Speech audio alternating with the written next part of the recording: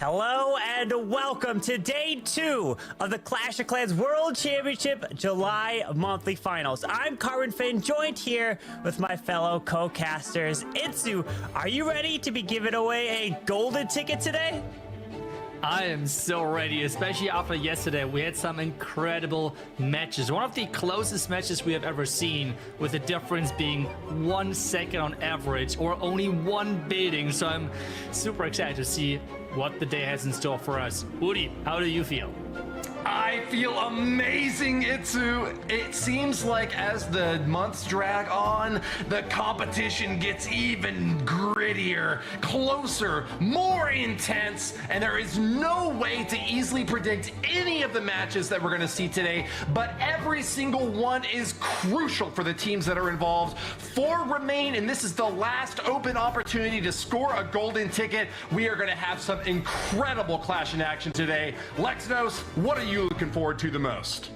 I'm looking forward to some great matches and some really exciting action. I hope we somehow find a way to get a match with an even closer result than what happened yesterday. We'll see about that though. Carbon, why don't you remind everybody exactly how we got here?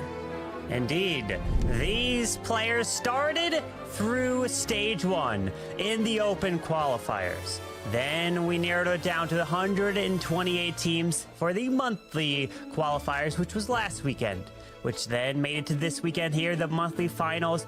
And the last stage, the last chance to be able to get a gold ticket, will be in the last chance qualifiers to eventually make their way to the Clash of Clans World Championship Finals later this year.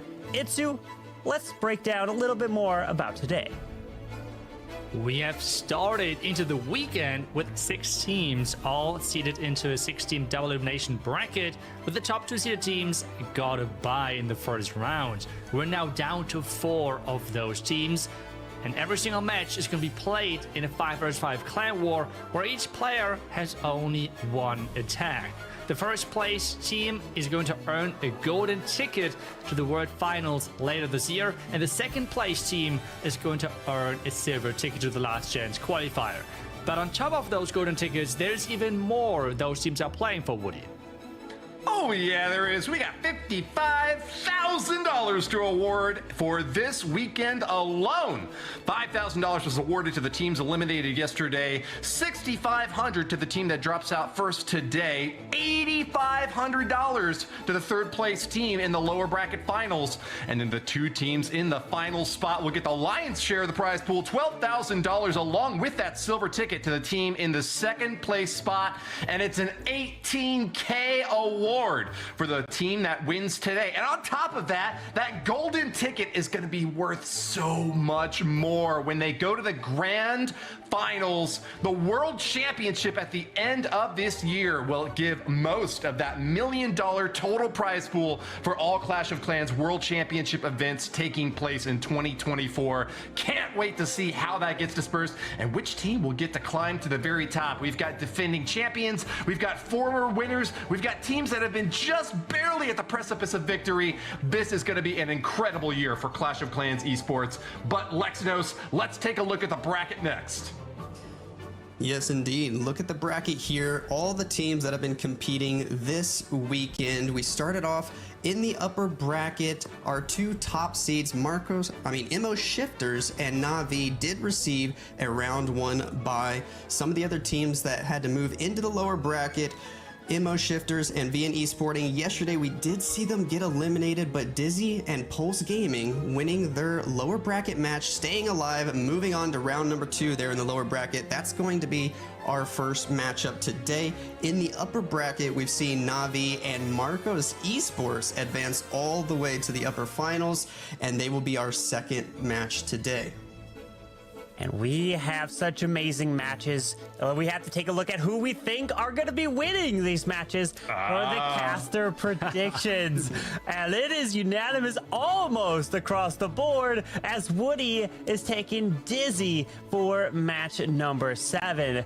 While the rest of us go on Pulse Gaming and Na'Vi. Be sure to let us know, all of you that are watching, who you believe is going to be winning these matches. But it's going to be incredible, and we are so close to a golden ticket to find out that 4th team going to the Clash of Clans World Championship.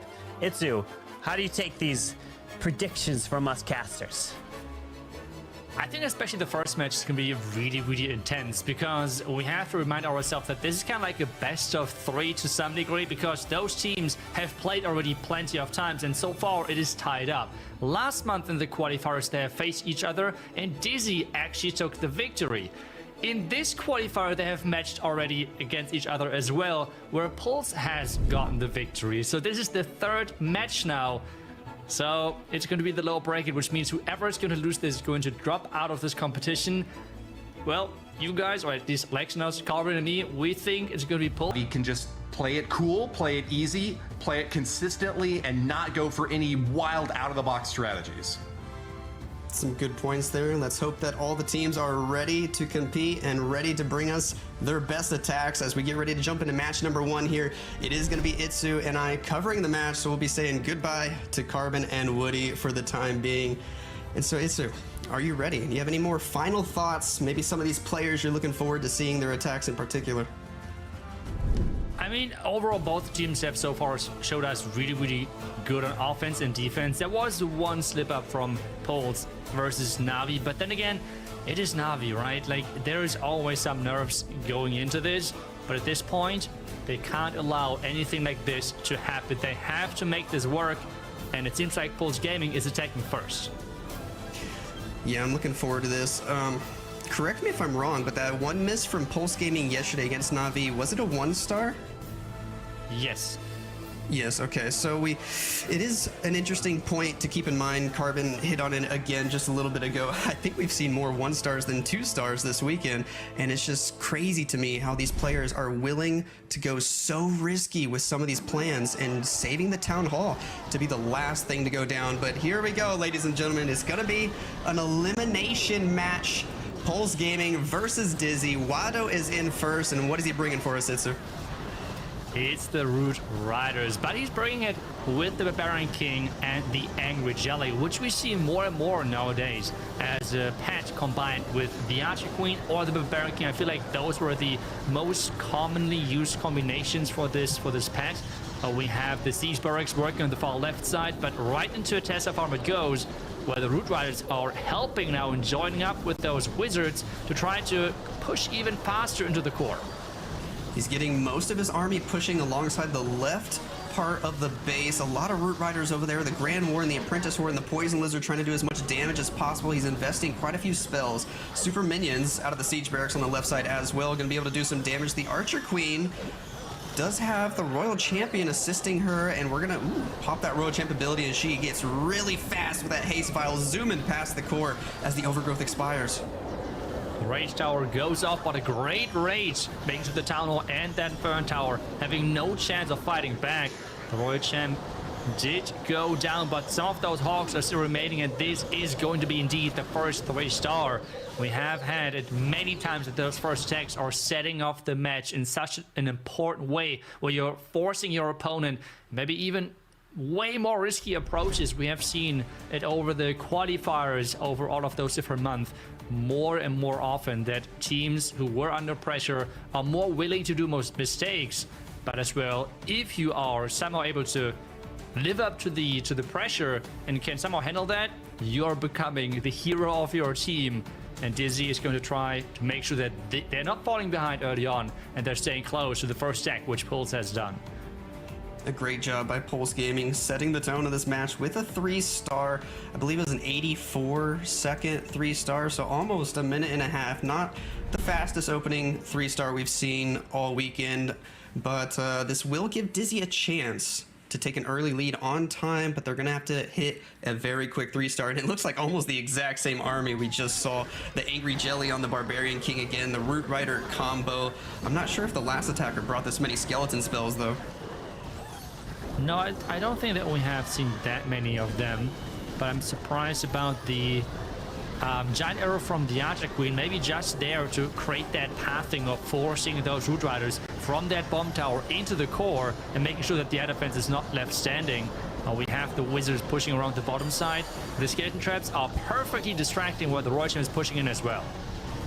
It is an interesting thing to note, all the giant arrows we've been seeing this weekend. I think we pointed this out yesterday, but a lot of even the Root Rider attackers have been using the giant arrow this weekend, even though it seems like sometimes they're not getting much value out of it. Do you have a good idea of why they still prefer that giant arrow over something like a frozen arrow in that situation? I mean, the only assumption I have is that they're going for pathing, so like taking down this one air defense, which is as a defense not relevant for the Root Riders, but is affecting their pathing, and we can see it was for sure worth it. He is celebrating with showing it off in the camera as well.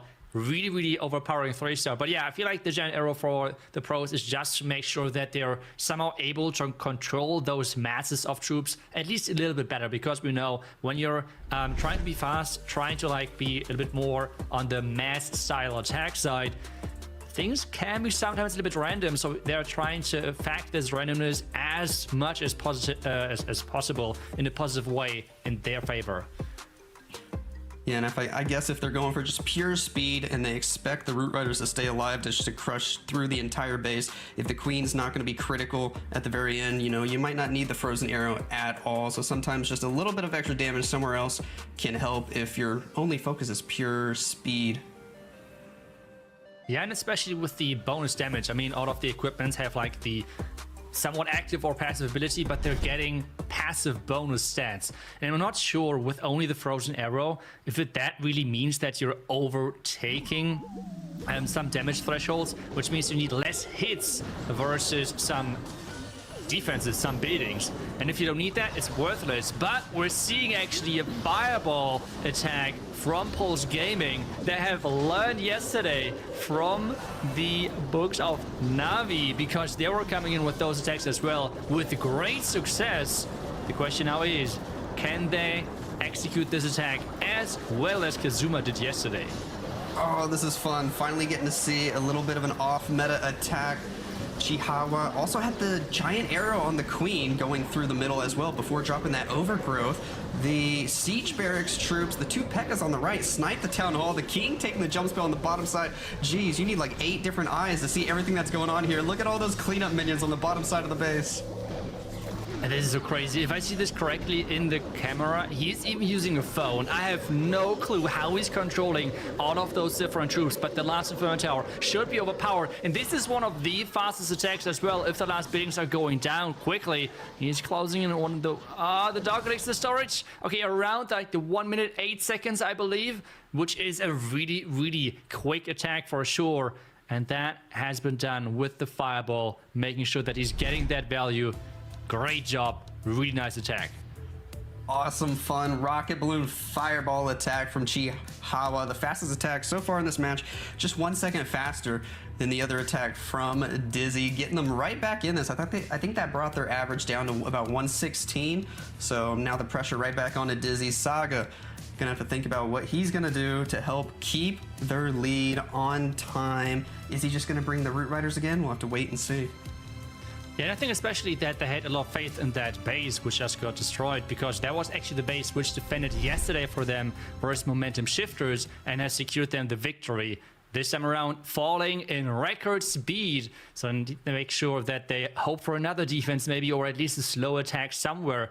But that next attack is going to be dragons, and we see it more and more often that electric dragons are getting mixed in there just to like start cleanup or funneling early, like the electric dragon on the far right side. It's just there, making sure the attack is not having to worry about the back end, while the dragons are pushing in from the top left.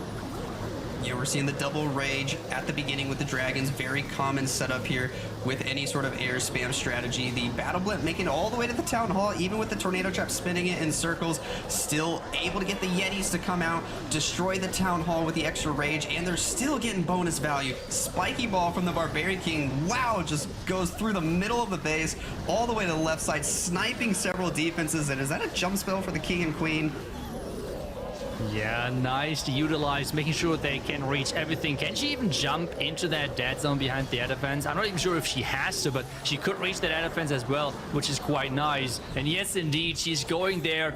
Jumping now back, I'm not really sure. She could have reached that multi-arch tower, but it seems like she's redirecting. And the electric dragons and dragons to the far left side went down. So this takes now a couple of seconds, but still a really solid attack. Yeah, it was actually better for the Archer Queen to follow the king to the outside of the base there, because now she can just reach everything. And with her healer puppet, with the one Electro Dragon that you mentioned from earlier staying alive for the entire attack, it's going to be a 3-star. But if we start looking at the time, this one slowed down quite a bit. It looked almost the same as Pulse's first attack, which means our averages should be just about even. Ooh, look at that, 1 second on average lead, switching over to the other team's favor now. This means the current total time difference should be around 2 seconds, since we're talking about averages otherwise. So both teams are staying close, and Pulse is up next. They're having the really, really small lead for now. Are they going in with the Root Riders? But we have seen now from Na'Vi and from one of their players earlier that those fireball attacks can be incredible fast and really demolish those bases if utilized correctly. But I would assume it's not as easy to quickly come up with those plans. So the question is, did he have enough time, or is he just going in with a standard approach of either dragons or Root Riders? This was something I was mentioning yesterday. I thought it was funny how a lot of these teams are just using Root Riders and Dragons for speed in this meta, but then you have players like Kazuma and Stars that'll use Fireballs and Lalo and Rocket Balloons and Bat Spells, and they're still finding ways to be even faster than all the Root Rider players. Do you think those attacks can consistently be faster, but they're just maybe harder to execute, harder to come up with those plans, which is why not as many teams are doing them? Yeah, I would think so. And people maybe not used to it, or maybe they don't have those equipments on a decent level, because all of that is like having to be factored in there, I guess, in the decision making of what strategy to use. And we see again the Root Riders getting pushed in. People have those equipments for those troops, for those army compositions on a really solid level, while having the Archer Queen pushing around the top right side. We have the Super Hog Riders now from the Siege Barracks, where the Root Riders with that Royal Champion are in the core, wrecking that core really quickly. Yeah, the Overgrowth angled to the top side of the Town Hall allows the Royal Champion and the Root Riders to just go straight through the middle of the base, annihilating everything with most of those rage spells used early. He was able to save 1 rage spell, and we'll see how he's about to use it. The Archer Queen going to ability. Good thing she had the Invis Vial. That kept her alive through the Monolith, and she's gonna be able to do a little bit of extra damage. The final rage spell is in. The Royal Champion goes down, but the Queen and a lot of other units able to finish off the base, and it's another 3-star for Pulse Gaming. Yeah, getting that 3-star in for them. The average time got even decreased with this one, 1 minute and 13 seconds as well. A really fast attack. I think it's for sure below the average of this weekend's average time. This means it's back to Dizzy, and they would need to go in even faster to stay close, or even take the lead back after 3 attacks each from both teams. Right, so 1 minute 13 plus or minus 2 seconds, and I can't remember in which direction is the time Dizzy wants to beat here, and we'll see if they can get it done. Another Angry Jelly on the Barbarian King. It is fun to see, and Dizzy, just like yesterday, they're really favoring the Frosties on the Queen. Have other teams this weekend been doing that as well? You mentioned that a lot of pros seem to be switching. Yeah, I mean, more and more people like to have not really investing that much funneling, I guess, into the King, and having as well like this quick push there should work quite well, I guess. But we have the Root Riders kind of spreading a little bit, now regrouping around the Inferno Tower, while the Queen is pushing into this far left side with her equipment. And the Royal Champ, though, with no ability left, is actually going down early. Yeah, the Royal Champion dying early could be critical here. A lot of these attacks rely heavily on that Royal Champion to finish things off on the back end of the base, and even if she doesn't have to get everything, her staying alive to the end of the attack definitely helps with speed, as she is the fastest hero in the lineup. This might slow things down like crazy. The Root Rider is opening all the walls in the core, so Queen has access to a lot of stuff, but as the Overgrowth expires, things are getting a little awkward. Everybody's splitting in different directions. The super minions from the Siege Barracks sitting inside of a poison tower. The Queen going for the enemy Queen, finally back for the Town Hall. It's looking a little chaotic. It is looking really chaotic, and the problem is the Monolith is staying alive for now, out of range of that Archer Queen. She cannot really reach that. Can that Super Minion take her down? No, the Wizard maybe. Yes, actually. Yes.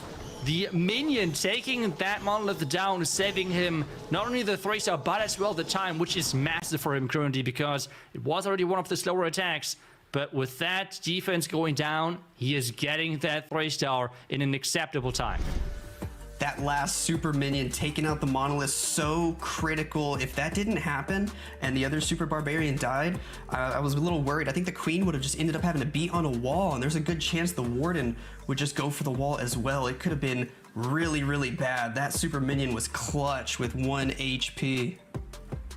Yeah, getting that Super Minion in there, surviving everything. No air traps found either, making sure that they're getting that 3-star. But we're now back to pulls, and they're so far on a roll. Really quick 3-star attacks are coming in from them, and Lincoln is trying to get another one on the board for them now.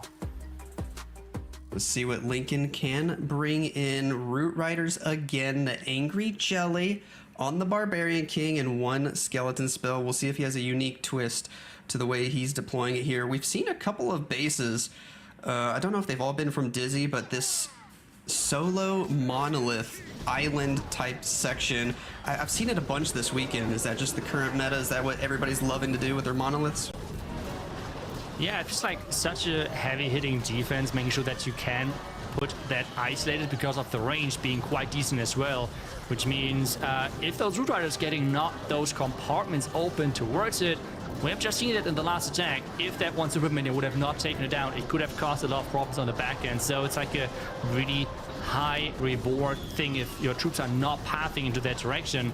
Now the Overgrowth spell around the town, making sure that there's less damage on that Queen and on the Royal Champ as well.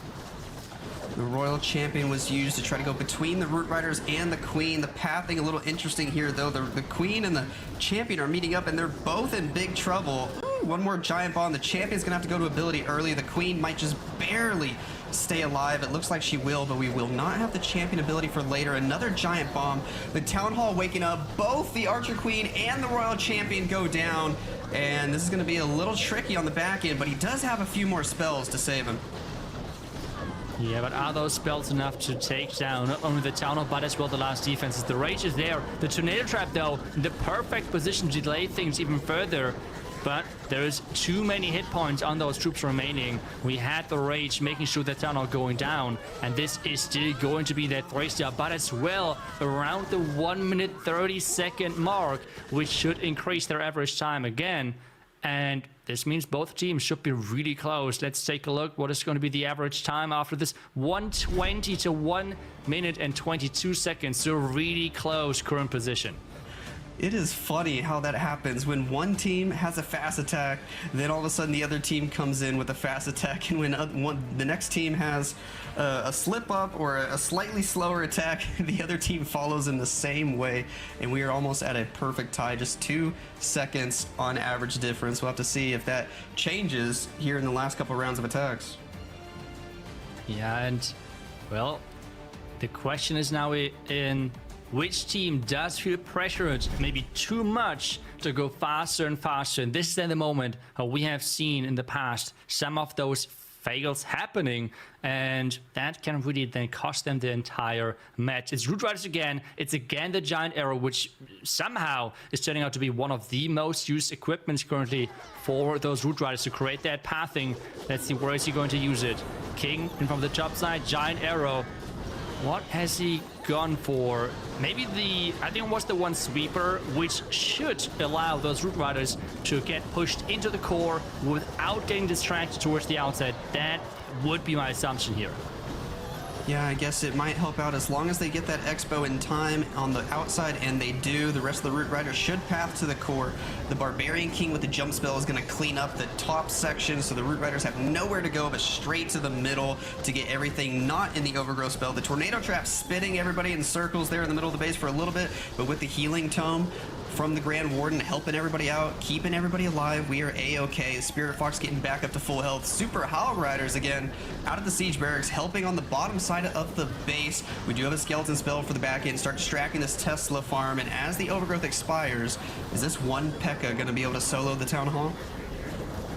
Does he want to raise that P.E.K.K.A up? No, I think he's just saying, okay, that P.E.K.K.A should got it anyways. Troops are getting towards the town hall, taking it out with the P.E.K.K.A together, and this means this base is just done. A faster attack than what we have seen from the other teams, but is it enough to get their average below what Pulse have? Currently, it's 1 minute 22 seconds after the attack. What? No. No way. They're tied up. I think there's maybe a few seconds difference. I guess production, or more specific, Woody will tell us in just a second. But this match is just so close currently. The average is calculated as a tie, which means the overall time has to be less than 4 seconds. It would have to be 3 or less. I would think 2 or less, or else it would round up to a different number. So that is crazy. We were talking earlier. Yesterday we had a match finish with just 1 second average difference. And what if we get even closer finish here? What if they actually have the same total time? Currently, Pulse Gaming is 2 seconds ahead. So currently they would win this match, but they are in now, and this is now the last 2 attacks, last attack each for those teams, which means this is the moment where mistakes can happen. A lot of those Valkyries, take a look at that, Lex, all those Valkyries going around the right side and not into the base. Those Root Riders are not dealing a lot of damage, remember that, with the nerf. The Barbarian King just getting distracted on the Ice Golems on the outside. He's not in the base. He's not tanking. He's not clearing out a big section. He already used a Spiky Ball early, and it didn't hit that many defenses either. Luckily, these Root Riders are still healthy. They have a couple of Valkyries with them, and the Royal Champion cleaning up the right side of the base. This still has a good shot. The Overgrowth over the Town Hall, over these defense on the left side, going to expire in a few seconds. The Queen, very healthy with an ability, and he's able to save a few spells for the middle section as this overgrowth expires. Great freeze timing, making sure everything in the core has no chance of firing back. The multi-fire towers getting frozen as well, and those troops are pushing into the last couple of defenses. The outside buildings are going down as well, and maybe it wasn't even that bad in a miracle way that the Valkyries went around the outside, because this meant that all of those outside buildings were gone, and this attack is even improving their average time, which means Dizzy has to get a 1 minute and 10 second attack to tie, and everything better. A 3-star with 1 minute and 9 seconds, for example, it would be a win. And Melly is that player to somehow get the job done.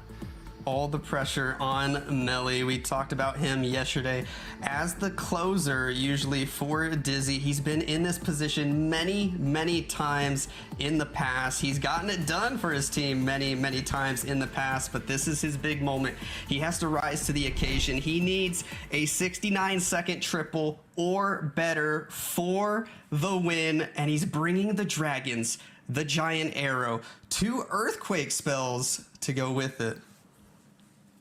2 Earthquakes with the Giant Arrow typically means that he's going for the spell towers maybe, or 1 spell tower, or he's combining something with the, I don't know, with that Electro Dragon itself. An early Black Mine found on the far left side. Where are those Earthquakes now getting utilized? What do you think? It's hard to tell. I mean, maybe he's just going to be using it to help the Royal Champion, maybe to help with the Spiky Ball. Did he have a Spiky Ball? I didn't see. There's a jump spell over on the right. Tornado Trap hitting the Battle Blimp. We should be able to easily clear the core. Ice Golems are going to get pulled out of the defensive Clan Castle, which could slow him down a little bit more. There's the Royal Champion on the upper side of the base. He needs to go faster. He doesn't have much more time to work with. Spiky Ball is in, and he does pair the Earthquakes with the Spiky Ball, but the Spiky Ball was just on the outside. It didn't go in for the Monolith. Oh no, the Queen going down as well. Now the Barbarian King redirecting, not going for the core. There is the rage, making sure that he's getting those dragons raged up. But the buildings are not going down so far. The Monolith is now finally going down, but he already crossed the 1 minute mark. It's going to be the 3-star, but it seems like he's not fast enough. He has crossed the 1 minute and 10 second mark, and this means it is a close match, but Pulse is pulling ahead with just a couple of seconds in this elimination match. Wow, big congratulations. 2 pulls. Poor Melly. His Archer Queen behind the king died somewhat early, and I can't help but feel like if she stayed alive, that would have helped so much with the cleanup time, and it would have been so close if that Archer Queen stayed alive. Yeah, and I felt like he was as well surprised by the Tesla around that monolith, because the only thing I could think of is that he tried to combine the earthquakes with the spiky ball damage. At least that would be my assumption there, because he did not combine it with the giant arrow, did not go for anything specific in the core. Maybe it would have been better for him to like spread them out, but the most important thing, you said it, was the Archer Queen going down and the missing damage then on the back end. Yeah, who knows exactly how many seconds that could have saved him if the Archer Queen was still alive behind the king, helping the king fight the enemy king, and then helping to go for the storage ahead of him. But still, nonetheless, a great try, a good effort. It's still a 3-star. I mean, how can we talk bad about a 3-star? That was 1 minute and 20 seconds, but wow, what a match. 15-15, and unfortunately, we do have to say goodbye to one of these teams, and Dizzy with just the slightly slower attacks all around, and it is going to be Pulse Gaming moving on through as we watch some of their highlights here. Yeah, and was it so far that all the lightest elimination matches were perfect? Well, in the upper bracket, we have not seen a single 15-15 score so far. I think it was something crazy like that as well yesterday, right? Were both of the elimination matches yesterday 15-15? I know the last one was for sure. I can't remember if the one before that had a fail or not. But if it wasn't perfect, it was maybe just one fail, and that was it. I think it was 14. Okay, so 14-14. Production just told us. So, but we will take a look at the bracket in just a second as well to see what exactly is going on with all of those scores while we're going through the highlights of those matches. And that's where I'm looking forward to see who was the MVP player. I think if I would guess, the player with the fireball, the quickest attack, 1 minute and 8 seconds of Shihawa. That attack looked just really, really impressive. It was very impressive, and I think it came right after the other team had that minute and 9, or maybe it was just an extra round of attacks after that. But it was really fun to see in this match for the majority of the duration of the match. Whenever one team hit a fast 3-star, the other team would have an almost just as fast 3-star, and then when one team had a slow attack, the other team would come in with a slow attack right after. It's fun to see that pattern.